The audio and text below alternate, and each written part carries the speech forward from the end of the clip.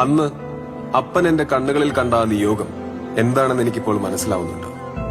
ഈ നാടിനു വേണ്ടി തിരഞ്ഞെടുക്കപ്പെട്ടവനാണ് ഞാൻ. ഇവിടെ കാവലായി നിൽക്കേണ്ടവൻ. ഞാൻ കൂടെയുള്ളപ്പോൾ അവരുടെ മുഖത്തെ പ്രതീക്ഷ എനിക്ക് കാണാം.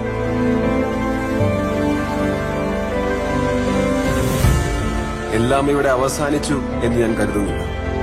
ചിലപ്പോ ഇതൊരു തുടക്കം മാത്രമാവാം. നശിപ്പിക്കാനും കൊന്നു തിന്നാനും ഇനിയും പല ശക്തികൾ വന്നേക്കാം. ആരൊക്കെ വന്നാലും നേരിടാൻ തയ്യാറായി ഞാൻ ഇവിടെ തന്നെ ഉണ്ടാവും, എന്റെ നാടിന്റെ രക്ഷകനായി, അവരുടെ സ്വന്തം